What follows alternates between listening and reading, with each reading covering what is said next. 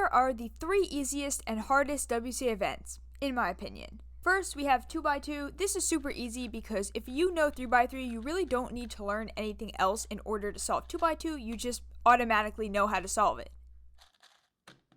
Next, we have clock because this puzzle actually doesn't require learning any algorithms to solve. The method is pretty simple, so it doesn't take much time to learn to solve clock. Of course, executing it can be a bit tricky and frustrating, but just learning it really does not take much time.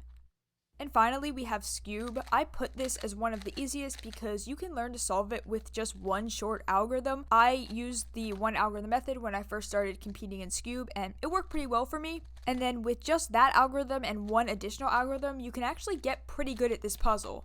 Now for the hardest WCA events. First, we have Square One. This is probably the hardest WCA event because it requires learning a totally different method and completely different notation from the rest of the events. It also has parity, which is quite annoying and requires you to learn an additional algorithm.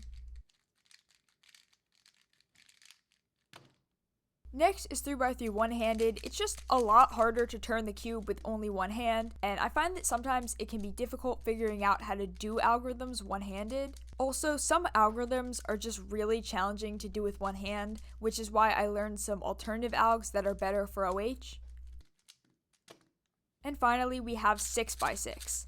I love this event, but I put this as one of the hardest because unlike 5x5 and 7x7, it has OLL and PLL parity, but unlike 4x4, it also has edge parity, so you have the potential to run into a lot of parity. Because there's so many layers, it's easy to mess up these algorithms, which has happened to me before, and it's very frustrating and can really mess up a solve. Although this particular solve, I actually got really lucky and had no parity, which was super nice. So those are my picks for the easiest and hardest WCA events. What do you guys think? Hope you enjoyed this video. Thanks so much for watching. Bye!